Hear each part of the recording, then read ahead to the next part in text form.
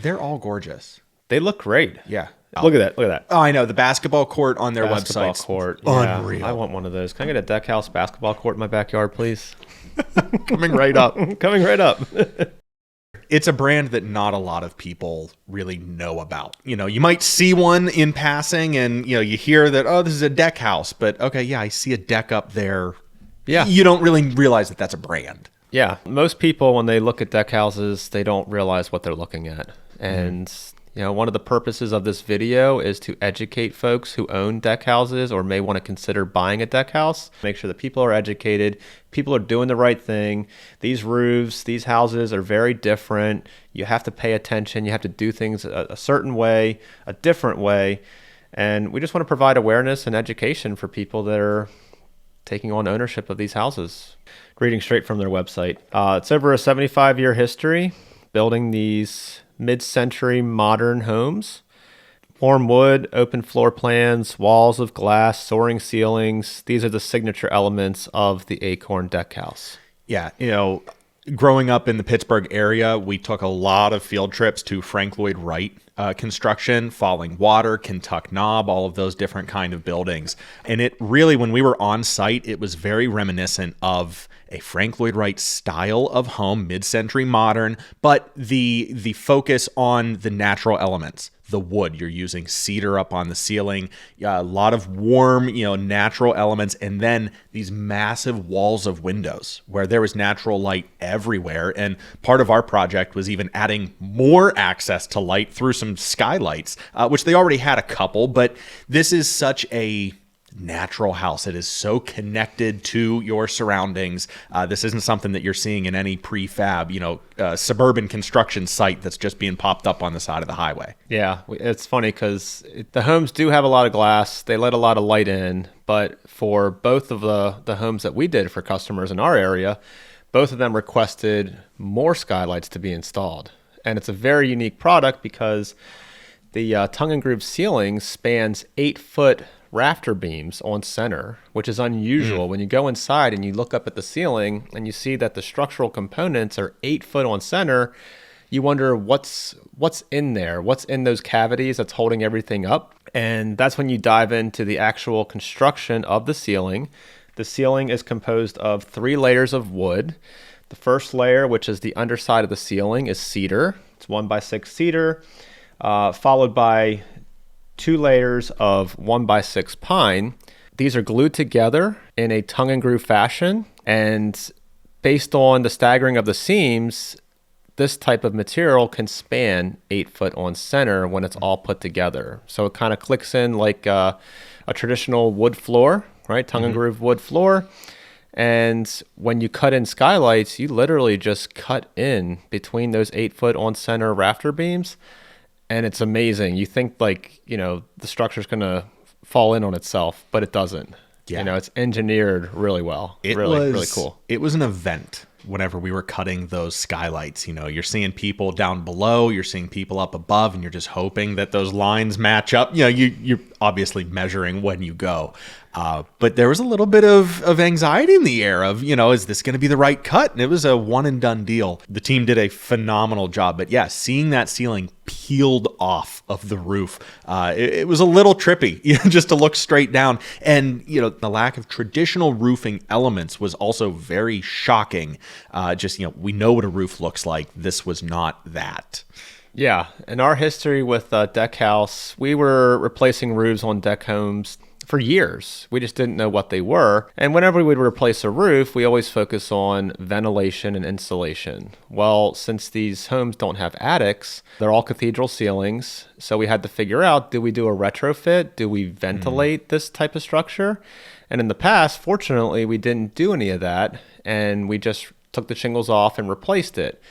But I didn't realize that from 1959 to 1981, most deck houses did not have roof plywood. The company started in 1947, and back in the day, it was just a tongue and groove ceiling, and there may have been insulation on top, and the shingles were nailed directly through the insulation into the roof decking, so no plywood. And roofing manufacturers tend to not like that. So what we do is we install plywood over top of the insulation. So if you're dealing with a home that's built prior to 1981, it's a deck house, you're not going to have any plywood up there. So if you get into it and you tear off the shingles, you're going to be tearing into insulation that could potentially be damaged or wet if the roof was leaking. And you're going to have to replace not only the structured insulation, but you're also going to have to install plywood over top of it. And here's where things get really interesting. So that plywood is going to get fastened, attached to the insulation underneath of it, and it has to go, that fastener has to go through the insulation into the ceiling itself to hold it down. Mm-hmm. But the ceiling itself is only about, it's about 3 inches. So you don't have a lot of room to play with on these screws that go from through the plywood, through the structured insulation, and into the tongue and groove ceiling. That's 3 layers of 1x6. So you got to be careful with the fasteners, and you can't have the fasteners go poke through that ceiling because you might not even be aware of it during the install, and the homeowner comes back home and looks up at their ceiling and they'll see fasteners just driven through all over the place. So you definitely want to avoid that. So that's a big consideration when you replace these roofs. Not to mention, when you go ahead and replace the insulation, in the past, Deck Home only installed 2 inches worth of structured insulation on top of the tongue and groove ceiling. So that's not a big insulation value, or not a big R value to keep the heat and the cool air during the summer inside of the home. So what the homeowners that we've worked with have requested was to add insulation on top of the 2 inches. So the projects we did in the past where we actually tore everything off all the way down to the tongue and groove roof, we had to tear out all that insulation. We had to do some structural repairs to the ceiling to make sure that there was no rot. We had to pull pieces of wood out. And that's when it gets really interesting because it's like a puzzle when everything's put together. So once you start removing that tongue and groove ceiling and looking into the actual home, you have to put it back together the way it was. I'm sure, matching colors, obviously there are stains and everything, but you're trying to match wood grain stains and, some of these cedar planks have been up there for 30, 40, 50 years. How are you going to just pull something out of the local hardware store and make that work? Yeah, that is a headache that you should always want to avoid there. So we ran into this with one of the projects. We replaced the roof and then we discovered we tore off the roof, tore off the insulation. There was no plywood up there to begin with, so we went down to the tongue and groove ceiling, and we discovered that a lot of it was rotten.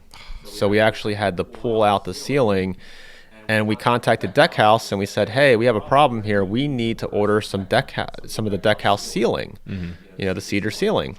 This was through COVID, so the supply chain issues probably were, at the peak at the time, unfortunately for us. And they said it was probably going to be at least 8 weeks before they could send out some ceilings. So we said, that's not going to work for us. The roof is already torn off. We're already into the structural repairs at that point in time. So we actually went to the local lumber yard. We bought some 1x6 cedar. We bought some 1x6 pine. We routed them. We planed them.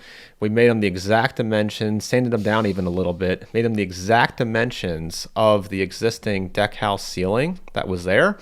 And then we actually had to splice it in, and we had to stagger the seams so that everything was structural. We got a lot of support from Deck House, which was great. There's a gentleman over there by the name of Steve K, who's wonderful to work with. He's been there for years. He understands the product. He knows how to maintain these houses.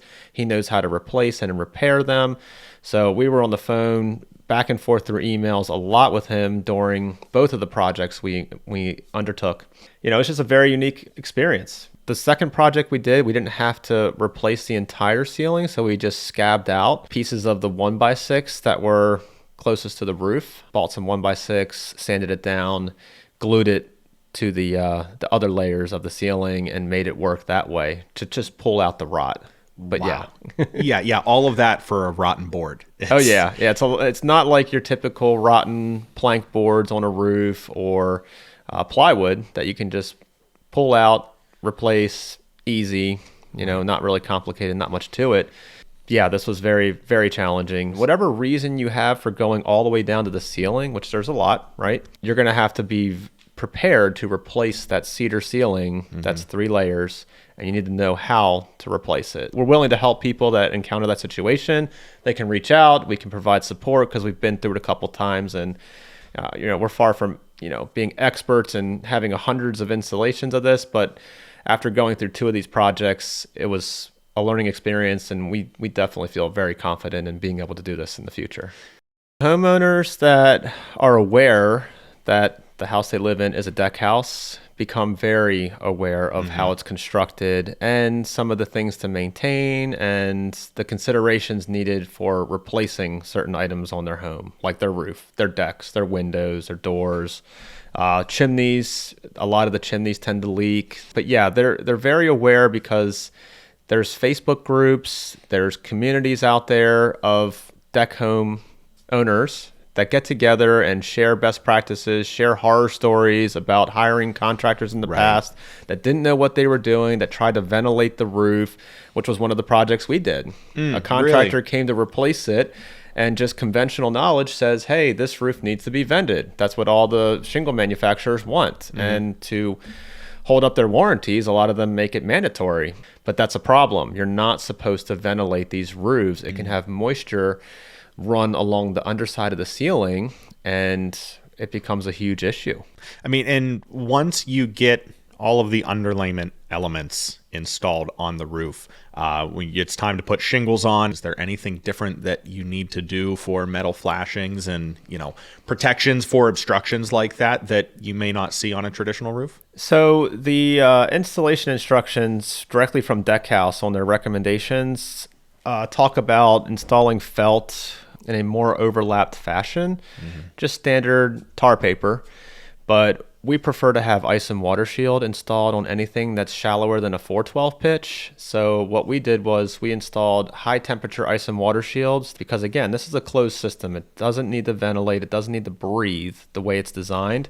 So installing ice and water shield will give us the best protection on a low slope roof so that any rain, any snow, any ice buildup that gets underneath the shingles won't go through and penetrate the wood and the insulation below it. So yeah, you do want to have a low slope barrier underlayment. And then over top of that, you just want to be very careful when you're installing the shingles. You want to nail them properly, and you want to make sure that all the flashings and anything that does need to be caulk concealed is really tight after the installation is complete.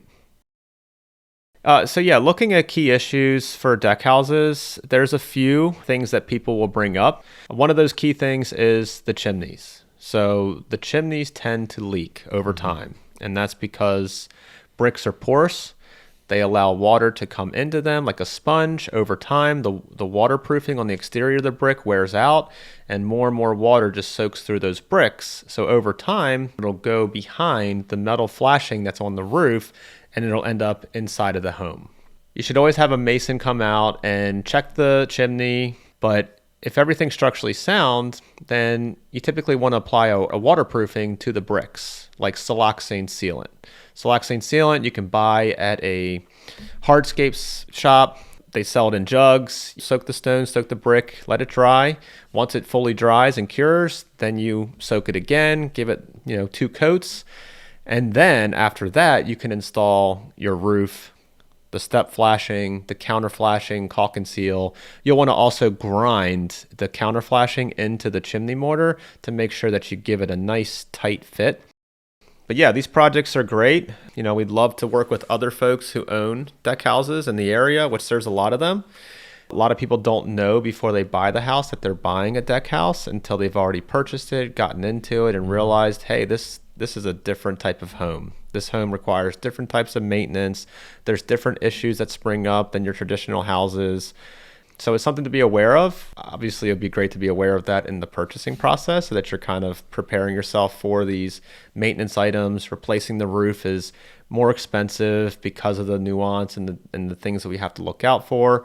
Not to mention, bugs and insects really like cedar, really like mahogany. That's why it's a lot of maintenance. Woodpeckers, carpenter bees, right. That type of stuff. So a lot of folks will choose to retrofit those items on the outside of their house just to make it less maintenance. Replace the mahogany with pine if it rots out, and then wrap it in brown aluminum, which looks good from the ground. You can't really tell. But if you want to keep it tried and true to the original look and feel of the deck house, then you're going to have to stick with the mahogany and the cedar and other woods that are on the outside of the houses that, again, are going to be prone to birds and insects wanting to munch on them. They're yummy. But again, to an educated home buyer who understands what they're signing up for, these expenses are just continuing the charm of these homes. There is a certain charm, there's a certain soul and energy that you get from these homes that you don't get from a prefab, 4 walls and a roof construction in the brand new plaza that's being put up across the road here. There is some charm to all of that. So yeah, I can see how if you are completely in the dark on what you signed up for, that could be a little bit of a shock heading into it. But it feels like this community is pretty connected with one another so that they're making these informed decisions and they're making the best decisions to prolong the life of the home. Yep. I think Steve K from Deck House is willing to speak to deck house owners about maintenance and repairs that they need, help guide them. Certainly when you're replacing the roof, we want to assist in that process. Even if it's in a market that we can't service, we're more than willing to have them reach out to us and provide resources and information to help guide them. And if it's not us that's actually going to be doing the work, we can talk to whatever roofing contractor they have in mind, just to make sure that it's done properly. I mean, that's the whole purpose of this, is to make sure that people are educated, people are doing the right thing. These roofs, these houses are very different. You have to pay attention. You have to do things a certain way, a different way. Avoid replacing the roof and retrofitting it with a ventilation system when it's not going to do the right thing for that house and for that roof. So we just want to provide awareness and education for people that are taking on ownership of these houses. They're beautiful, and we just hope that people can maintain them properly and do the right thing for them.